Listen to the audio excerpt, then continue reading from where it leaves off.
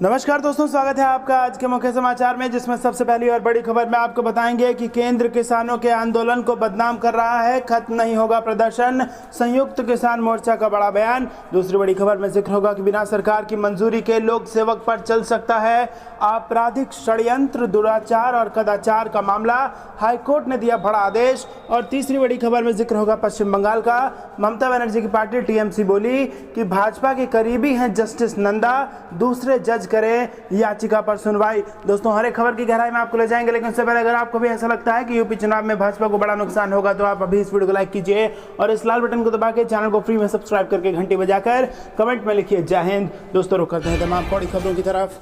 केंद्र किसानों के आंदोलन को बदनाम कर रहा, खत्म नहीं होगा प्रदर्शन, संयुक्त किसान मोर्चा। जी हां दोस्तों, संयुक्त किसान मोर्चा ने शुक्रवार को आरोप लगाया कि केंद्र सरकार कृषि कानूनों के खिलाफ आंदोलन कर रहे किसानों को बदनाम कर रही है और अगर सरकार उम्मीद कर रही कि आंदोलन खत्म हो जाएगा तो ऐसा नहीं होने वाला। संयुक्त किसान मोर्चा के नेतृत्व में 40 किसान संगठन प्रदर्शन कर रहे हैं। एसकेएम ने दावा किया है कि कई राज्य सरकारें आंदोलन के साथ मजबूती से खड़ी हैं तथा आंदोलन से जुड़ने के लिए दिल्ली की सीमाओं पर प्रदर्शन स्थल पर और किसान पहुंच गए हैं। 3 कृषि कानूनों को खत्म करने और न्यूनतम समर्थन मूल्य की कानूनी गारंटी के लिए कानून की मांग को लेकर मुख्य रूप से पंजाब, हरियाणा और पश्चिम उत्तर प्रदेश के हजारों किसान पिछले 6 महीने से ज्यादा समय से दिल्ली की सीमाओं पर प्रदर्शन कर रहे हैं। संयुक्त किसान मोर्चा ने कहा, प्रदर्शनकारियों को बदनाम करने का कोई भी मौका छोड़ा नहीं जा रहा, हालांकि उनकी नीति इस बार भी नाकाम होगी। बयान में कहा गया, किसान जो मांग कर रहे हैं वह यह है कि उनके आजीविका के मौलिक अधिकार की रक्षा की जाए। लोकतंत्र में यह अपेक्षा की जाती है कि सरकार उनकी जायज मांगों को मान लेगी।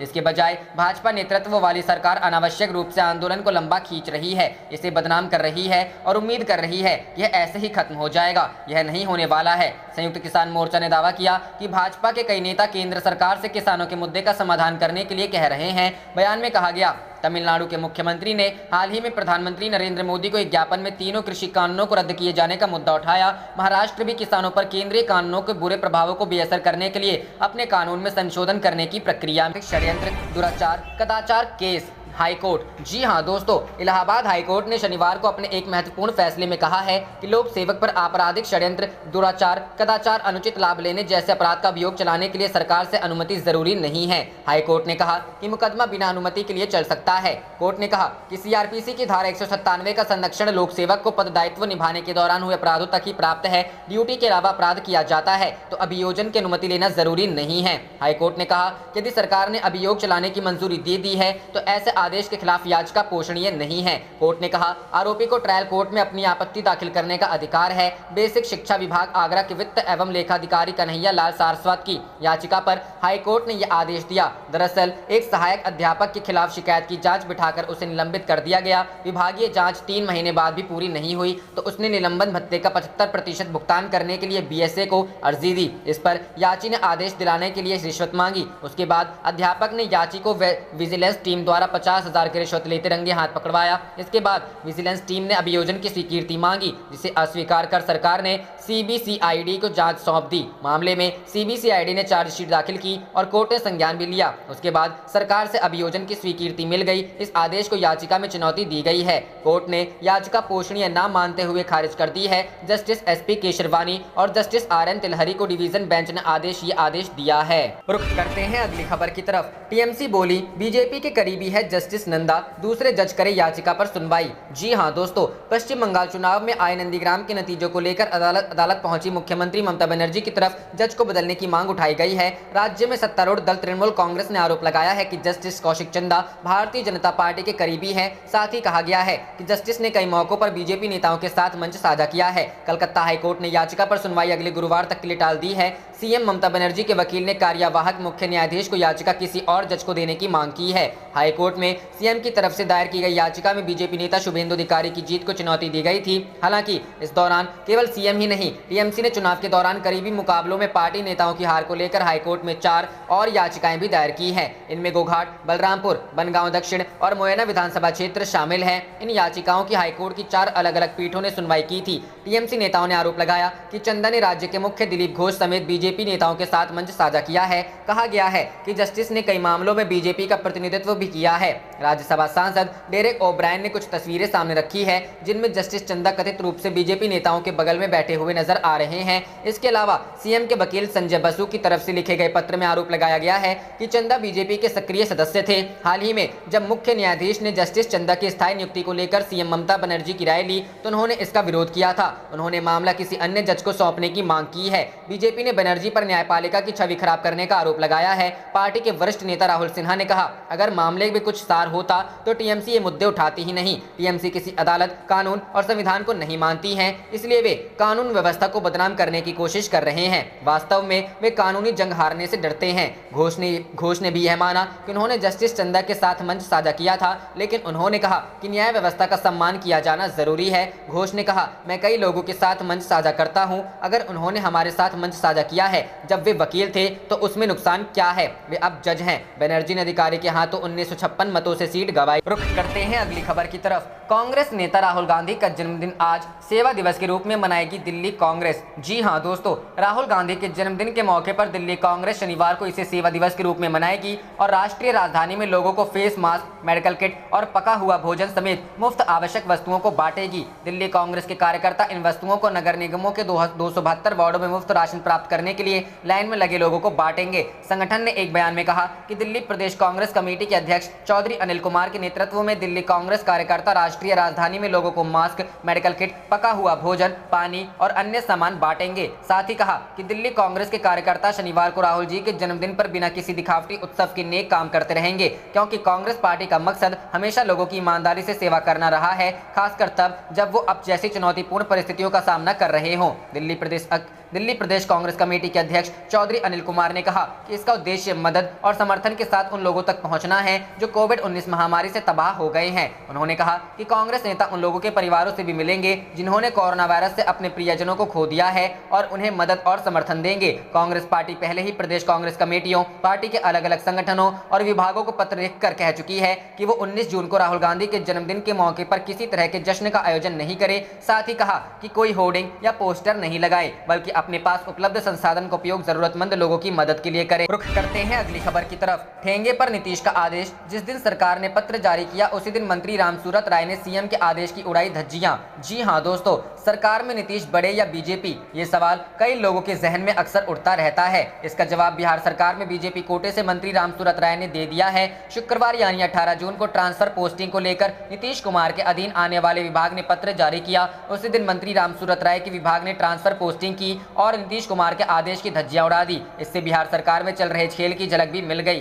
ठेंगे पर सीएम का आदेश। बिहार सरकार का एक विभाग है सामान्य प्रशासन विभाग। इसके मंत्री खुद नीतीश कुमार हैं। 18 जून को सामान्य प्रशासन विभाग ने बिहार सरकार के राजस्व एवं भूमि सुधार विभाग को पत्र जारी किया। पत्र में कहा कि मुख्यमंत्री के साथ निश्चय पार्ट 2 के तहत सरकार ने तय किया है कि स्थानीय प्रशासन में महिलाओं को 35% प्रतिनिधित्व दिया जाए, यानी सीओ, बीडीओ, एसडीएम और थानेदार की ट्रांसफर पोस्टिंग में महिलाओं की 35% हिस्सेदारी तय होनी चाहिए। बिहार सरकार के सामान्य प्रशासन विभाग ने राजस्व एवं भूमि सुधार विभाग से खास तौर पर यह जानकारी मांगी कि सीओ यानी अंचलाधिकारी के पद पर कितनी महिलाएं तैनात हैं। 18 जून को सामान्य प्रशासन विभाग के संयुक्त सचिव जयशंकर प्रसाद ने राजस्व एवं भूमि सुधार विभाग के अपर मुख्य सचिव को पत्र लिखकर कहा कि वे प्रतिवेदन दे कि सीओ के पद पर कितनी महिलाओं की तैनाती की गई है। जिस दिन सीएम के आदेश से संबंधित पत्र जारी हुआ यानी 18 जून को जब ये पत्र जारी हुआ, ठीक उसी दिन राजस्व एवं भूमि सुधार विभाग ने 22 सीओ के ट्रांसफर पोस्टिंग का आदेश निकाल दिया। इस विभाग के मंत्री रामसूरत राय हैं जो बीजेपी कोटे से हैं और बिहार भाजपा के सर्वे सर्वा माने जाने वाले भूपेंद्र यादव के खास बताए जाते हैं।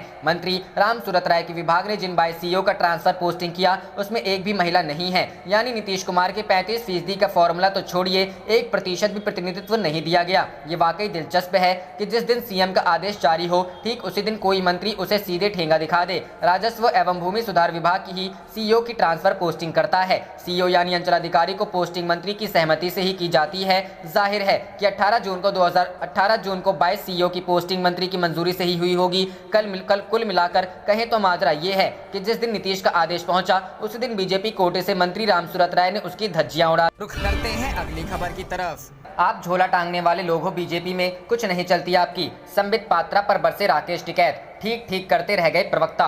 जी हां दोस्तों, केंद्र सरकार द्वारा लाए गए कृषि कानूनों के विरोध में किसान बीते 7 महीनों से दिल्ली के बॉर्डर पर रहकर प्रदर्शन कर रहे हैं। किसानों का कहना है कि अगर सरकार कोरोना काल में कृषि कानून बना सकती है तो उसे वापस भी ले सकती है। दूसरी ओर किसान नेता राकेश टिकैत भी अपने मुद्दों को लेकर केंद्र सरकार पर जमकर निशाना साधते नजर आ रहे हैं। हाल ही में वह आज तक के दंगल शो का हिस्सा बने, जहां उनके साथ बीजेपी प्रवक्ता संबित पात्रा भी मौजूद थे। शो के बीच राकेश टिकैत संबित पात्रा पर बिफर पड़े और उन पर जमकर निशाना साधा। उन्होंने कहा कि बीजेपी को हमने भी वोट दिया है, आसमान में वोट नहीं मिला है उन्हें। किसान नेता राकेश टिकैत ने आंदोलन के बारे में बात करते हुए कहा, 6-7 महीने से किसान बैठा है, अगर हम बात नहीं मान रहे हैं तो हमारी बात ही नहीं सुनी जाएगी। सरकार जो पॉलिसी लेकर आई वे कानून हमें मंजूर नहीं है तो हमारी बात ही नहीं सुनी जाएगी, बल्कि हमारे ऊपर आरोप लगाए जाएंगे। राकेश टिकैत की इन बातों को लेकर संबित पात्रा बीच में ही टोक पड़े। ऐसे में उन पर बिफरते हुए राकेश टिकैत ने कहा, बात तो सुन लो, बहुत पढ़े लिखे व्यक्ति हो आप, मैंने भी बीजेपी को वोट दिया था तो मेरी भी बात सुन लो। गांव की जनता ने वोट दिया है आपको, किसानों ने भी आपको वोट दिया है, ऐसे में आपको उनकी बातें सुननी पड़ेंगी। किसान नेता राकेश टिकैत यही नहीं रुके, उन्होंने भाजपा पर तंज कसते हुए आगे कहा, कोई हवा में वोट नहीं मिल गया है भाजपा को, आप अपने घोषणा पत्र को ही कम से कम लागू कर दो। नरेंद्र मोदी जी जब 2011 में गुजरात के मुख्यमंत्री थे तब उन्होंने कहा था कि एमएसपी को कानूनी गारंटी बनाया जाए। राकेश टिकैत ने इस बात का जिक्र करते हुए आगे कहा, आज वह पीएम है देश के तो लागू करवा दो उस चीज को। किसान नेता ने बयान में संबित पात्रा को भी ताना मारा और कहा, संबित पात्रा जी आपकी भी कुछ नहीं चलती, आप बीजेपी में झोला टांगने वाले लोग हो, आपको कुछ कागज दे रखे हैं कि टीवी पर बैठो और अपनी बातें बताओ जनता को, आपके बड़े नेताओं में भी बोलने की हिम्मत नहीं है। राकेश टिकैत की इन बातों को लेकर संबित पात्रा भी नाराज नजर आए। उन्होंने पहले तो किसान नेता की बातों को ठीक है कहकर टाल दिया, लेकिन बाद में उन्होंने न्यूज एंकर से शिकायत करते हुए कहा, आप डिबेट को कंट्रोल कर रही हैं या ये अपने आप चल रही है। रुख करते हैं अगली खबर की तरफ। अखिलेश बोले, पंचायत चुनाव में करारी शिकस्त से बौखलाई भाजपा, जिला सदस्यों पर डाल रही दबाव। जी हां दोस्तों, सपा के राष्ट्रीय अध्यक्ष व पूर्व मुख्यमंत्री अखिलेश यादव ने कहा है कि पंचायत चुनाव में करारी शिकस्त खाने के बाद भाजपा बौखलाई हुई है, वह सत्ता का दुरुपयोग कर रही है और संख्या बल न होने के बावजूद अपने अध्यक्ष बनाने के लिए सरकारी तंत्र के जरिए सदस्यों को धमका रही है। उन्होंने कहा कि औरैया, मैनपुरी, फिरोजाबाद, एटा, हापुड़, सिद्धार्थनगर, रामपुर, गोरखपुर, फर्रुखाबाद सहित विभिन्न जिलों में भाजपा ने सपा सदस्यों और उनके परिजनों को परेशान करना शुरू कर दिया है। पार्टी प्रतिनिधिमंडल ने पुलिस महानिदेशक को इसकी जानकारी दी है। खजनी के भाजपा विधायक पर गोरखपुर में क्षेत्र पंचायत सदस्य के पुत्र का अपहरण किए जाने का आरोप लगा है। यहाँ भाजपा विधायक की बहू ब्लॉक प्रमुख का चुनाव लड़ रही है। इसी तरह रामपुर सहित अन्य जिलों में महिला जिला पंचायत सदस्यों के पति के खिलाफ कार्रवाई की गई है। उन्होंने चेतावनी दी कि भाजपा के इस उत्पीड़न का हिसाब लिया जाएगा, आगामी चुनाव में जनता मुंहतोड़ जवाब देगी, मनमानी करने वाले अफसरों को बख्शा नहीं जाएगा। सपा अध्यक्ष ने उन्नाव में पुलिस कर्मियों के निलंबन को गलत बताया है। उन्होंने ट्वीट कर कहा कि भाजपा सरकार रक्षात्मक उपकरण उपलब्ध न करा पाने की अपनी गलती माने और दोनों पुलिस कर्मियों को बहाल करे। रुख करते हैं अगली खबर की तरफ। कोरोना की तीसरी लहर ज्यादा दूर नहीं, दिल्ली हाईकोर्ट का केंद्र और केजरीवाल सरकार को नोटिस। जी हां दोस्तों, राष्ट्रीय राजधानी दिल्ली में आम लोगों की ओर से मास्क का इस्तेमाल नहीं किए जाने का दिल्ली हाईकोर्ट ने स्वतः संज्ञान लिया है। दिल्ली हाईकोर्ट ने इस मसले पर केंद्र और दिल्ली सरकार को नोटिस जारी करके जवाब मांगा है। दिल्ली हाईकोर्ट ने साथ ही यह टिप्पणी भी की है कि हम कोरोना की तीसरी लहर से ज्यादा दूर नहीं है, अभी भी सोशल डिस्टेंसिंग जैसे नियमों का सख्ती से पालन नहीं कराया गया। दरअसल एम्स के एक डॉक्टर ने दिल्ली हाईकोर्ट के जजों को कुछ तस्वीरें भेजी थी। इन तस्वीरों में दिख रहा था कि कैसे खुलेआम दिल्ली में सार्वजनिक स्थानों पर सोशल डिस्टेंसिंग के नियमों की धज्जियां उड़ाई जा रही हैं। बाजारों से लेकर सड़कों तक लोग मास्क का इस्तेमाल नहीं कर रहे हैं। इन तस्वीरों को देखने के बाद आज दिल्ली हाईकोर्ट ने इस मामले में स्वतः संज्ञान लेकर इस मामले की सुनवाई की। कोर्ट ने कहा, केंद्र सरकार और राज्य दोनों सरकार को यह सुनिश्चित करने के लिए कहा है कि दिल्ली के सभी बाजारों में कोरोना से बचाव के लिए आम लोगों को और ज्यादा संवेदनशील बनाया जाए। कोर्ट ने कहा कि दिल्ली में चल रहे साप्ताहिक बाजार में भीड़ भाड़ ना हो और वहां सोशल डिस्टेंसिंग के नियमों का पालन हो, इसको सुनिश्चित किया जाए। साथ ही कोर्ट ने कहा है कि सार्वजनिक शौचालयों को नियमित रूप से सैनिटाइज किया जाए। कोर्ट ने दोनों सरकारों को चेतावनी देते हुए कहा कि इस समय अगर कोरोना को रोकने के प्रयासों में जरा भी चूक हुई तो तीसरी लहर दूसरी लहर से कहीं विकराल साबित हो सकती है। कोर्ट ने इस मामले पर सुनवाई के लिए अगली तारीख 9 जुलाई तय किया है। इससे पहले केंद्र और राज्य दोनों सरकारों को दिल्ली हाईकोर्ट में इसे लेकर हलफनामा दाखिल करना होगा। रुख करते हैं अगली खबर की तरफ। केंद्रीय मंत्री हरदीप पुरी बोले, मोदी सरकार कृषि कानूनों पर बात करने के लिए तैयार। जी हां दोस्तों, केंद्र सरकार के कृषि कानूनों के खिलाफ दिल्ली की सीमाओं पर किसान 7 महीने से अधिक समय से आंदोलन कर रहे हैं। सरकार और किसानों के बीच जनवरी से बातचीत रुकी हुई है। इस बीच शुक्रवार को केंद्रीय मंत्री हरदीप सिंह पुरी ने कहा कि मोदी सरकार कृषि कानूनों पर बात करने के लिए तैयार है, हम सुझावों के लिए खुले हैं। इसके साथ ही उन्होंने धरना स्थलों पर हो रही रेप की घटनाओं का भी जिक्र किया। केंद्रीय मंत्री हरदीप सिंह पुरी ने शुक्रवार को मीडिया को संबोधित करते हुए कहा कि प्रधानमंत्री और उनकी सरकार ने स्पष्ट कर दिया है कि यदि आपको कृषि कानूनों के बारे में कोई संदेह है तो हम आपके साथ बैठने के लिए तैयार हैं, हम सुझावों के लिए खुले हैं। यह बहुत दुर्भाग्यपूर्ण है कि हमें आंदोलन स्थल से बलात्कार की खबरें मिल रही है, इसकी जांच होनी चाहिए। इससे पहले भी कई बीजेपी नेता इस मुद्दे को उठा चुके हैं। वहीं दूसरी ओर नए कृषि कानूनों को लेकर केंद्रीय कृषि मंत्री नरेंद्र सिंह तोमर ने कहा है कि नए कृषि कानूनों से संबंधित प्रावधानों पर किसी भी किसान संगठन से और कभी भी बात करने को तैयार हैं। उन्होंने कहा कोई कमी नहीं है, भारत सरकार किसान से वार्ता करने को तैयार है। रिपील को छोड़कर एक्ट से संबंधित प्रावधान पर कोई भी किसान यूनियन आधी रात को बात करने को तैयार है तो नरेंद्र सिंह तोमर उनका स्वागत करेगा। वहीं दूसरी ओर पंजाब में अगले साल होने वाले विधानसभा चुनावों से पहले केंद्र मोदी सरकार ने पंजाब और सिख समुदाय को लेकर कई योजनाओं का ऐलान किया है। केंद्रीय मंत्री हरदीप सिंह पुरी ने कहा कि प्रधानमंत्री ने पंजाब के लिए 41 ऑक्सीजन प्लांट मंजूर किए हैं। इसके अलावा 333 सिखों को सरकारी ब्लैक लिस्ट से हटाया गया। हमने CAA कानून के जरिए अपने हजारों भाई बहनों को शरण दी है। सभी गुरुद्वारों में लंगर सेवा को GST से छूट दी गई है। रुख करते हैं अगली खबर की तरफ। राजस्थान में अब बीजेपी में घमासान, वसुंधरा राजे के समर्थक और विरोधी आमने सामने। जी हां दोस्तों, कांग्रेस के बाद अब राजस्थान बीजेपी में घमासान मचा है। वसुंधरा राजे के समर्थक अचानक फिर सक्रिय हो गए। महामारी में वसुंधरा रसोई के नाम से अलग से राहत अभियान चलाने के बाद अब बीजेपी पर दबाव बना रहे हैं कि राजे को कमान सौंपी जाए। राजे ही बीजेपी को राजस्थान में सत्ता में ला सकती है। दूसरी तरफ राज्य विरोधी गुट ने भी तीखे तेवर अपना रखे हैं। राज्य विरोधी कह रहे हैं कि राजस्थान में अब बदलाव का वक्त है, राजे का वक्त आ चुका। राजस्थान में बीजेपी वसुंधरा राजे के समर्थक और विरोधी इन दिनों आमने सामने हैं। राजे के समर्थक अब खुलकर मांग कर रहे हैं कि राजे को राजस्थान में जिम्मेदारी दी जानी चाहिए। यह भी दावा कि सिर्फ राजे ही इकलौती नेता है जिसमें 20% तक वोट के स्विंग करने की ताकत है। ऐसे में पार्टी को राजे को कमान सौंपनी चाहिए। दूसरी तरफ राज्य विरोधियों ने अब कहना शुरू कर दिया कि उनकी पारी खत्म हो चुकी है और ये कहना कि राजे ही राजस्थान में बीजेपी है दम्भ है। बीजेपी के प्रदेश महासचिव और रामगंज मंडी से विधायक मदन दिलावर ने कहा कि ये दम्भ ना दिखाएं कि राज्य में पार्टी से बड़ा कोई नेता है। उदाहरण देकर समझाया कि बलराज मधोक ने जनसंघ में ऐसा ही दम्भ दिखाया तो उन्हें बाहर कर दिया था। दरअसल राजस्थान में बीजेपी की कमान इस वक्त राज्य विरोधी कैंप के पास है। राजे और उनके समर्थक लगातार खुद को हाशिए पर देख रहे हैं। राजे ने 8 मार्च को अपने जन्मदिन के बहाने देव दर्शन यात्रा से भरतपुर में शक्ति प्रदर्शन भी किया था। फिर महामारी में इंदिरा रसोई और वसुंधरा राजे के नाम से सोशल मीडिया पर हेल्पलाइन शुरू कर कोरोना पीड़ितों के लिए मदद का अभियान चलाया था। जबकि बीजेपी का सेवा ही संगठन है अभियान पहले से ही चल रहा था। राजस्थान में विधानसभा चुनाव 2023 में होंगे, लेकिन मौजूदा टकराव के चलते राजे समर्थकों को डर है कि 2018 की तरह इस बार चुनाव में पार्टी राजे को कमान सौंपेगी या नहीं। राजे अपनी अलग रणनीति पर भी काम कर रही है। सूत्रों का कहना है कि प्रशांत कुमार से जुड़ी एक मीडिया PR कंपनी से भी राजे की टीम ने संपर्क साधा। राम मंदिर ट्रस्ट जमीन मामले में आप नेता संजय सिंह ने लगाए नए आरोप, कहा खातों की जाँच हो। जी हाँ दोस्तों, आम आदमी पार्टी के वरिष्ठ नेता और उत्तर प्रदेश प्रभारी संजय सिंह ने नए आरोप लगाते हुए कहा है कि राम मंदिर के लिए 12,080 वर्ग मीटर जमीन 18.50 करोड़ रुपए में खरीदी गई, जबकि उसके बगल में 10,370 वर्ग मीटर जमीन सिर्फ 8 करोड़ रुपए में खरीदी गई। इससे साफ पता चलता है कि जमीन की खरीद में भ्रष्टाचार किया गया है। संजय सिंह ने आगे कहा, अगर 8 करोड़ में 10,370 वर्ग मीटर जमीन खरीदने के रेट को सही मान ले तो भी 18.50 करोड़ रुपए में करीब 26,000 वर्ग मीटर जमीन खरीदी जा सकती थी, जबकि 18.5 करोड़ में सिर्फ 12,080 वर्ग मीटर जमीन ही खरीदी गई। पुराने एग्रीमेंट के बारे में बोलते हुए संजय सिंह ने कहा, राम जन्मभूमि ट्रस्ट भाजपा और विश्व हिंदू परिषद जिस एग्रीमेंट का बार बार जिक्र कर रहे थे वह 18 मार्च को कैंसिल हो गया था।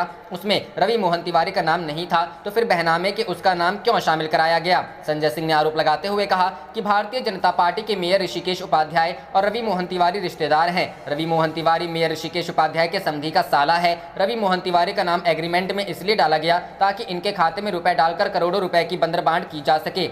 भारतीय जनता पार्टी के मेयर ऋषिकेश उपाध्याय ने 7 जून को भतीजे दीप नारायण उपाध्याय के नाम पर महेंद्र नाथ मिश्रा से 1.90 करोड़ रुपए की जमीन रुख करते हैं अगली खबर की तरफ। मोदी सरकार के विकास का हाल, जिस दिन पेट्रोल डीजल के दाम ना बढ़े तो ज्यादा बड़ी खबर बन जाती है। राहुल गांधी का केंद्र सरकार पर तंज। जी हां दोस्तों, कांग्रेस नेता राहुल गांधी कोरोना संकट के दौरान प्रधानमंत्री नरेंद्र मोदी और उनकी सरकार के खिलाफ हमला करने का कोई भी मौका नहीं छोड़ रहे। राहुल लगातार मोदी सरकार पर तंज कसते नजर आते हैं। शुक्रवार को उन्होंने ट्वीट कर एक बार फिर मोदी सरकार पर निशाना साधा है। उन्होंने कहा कि मोदी सरकार के विकास का ये हाल है कि अगर किसी दिन पेट्रोल डीजल के दाम ना बढ़े तो ज्यादा बड़ी खबर बन जाती है। लगातार बढ़ रहे पेट्रोल डीजल के दामों के बीच कांग्रेस भी सरकार के खिलाफ बोलने का एक भी मौका नहीं छोड़ रही है। कांग्रेस और प्रियंका गांधी आए दिन सरकार के खिलाफ ट्वीट कर रहे हैं। आज भी राहुल ने ट्वीट कर कहा कि अगर किसी दिन पेट्रोल डीजल के दाम ना बढ़े तो ज्यादा बड़ी खबर बन जाती है। पेट्रोल डीजल के दामों में लगातार बढ़ोतरी हो रही है। गुरुवार को कीमतें स्थिर रहने के बाद आज एक बार इसमें बढ़ोतरी हुई है। सरकारी तेल कंपनियों ने आज एक बार फिर पेट्रोल डीजल के दाम में इजाफा करने का फैसला लिया है। शुक्रवार के लिए 4 प्रमुख शहरों में पेट्रोल का भाव 23 से 27 पैसे प्रति लीटर और डीजल के भाव में 27 से 30 पैसे प्रति लीटर का बढ़ा है।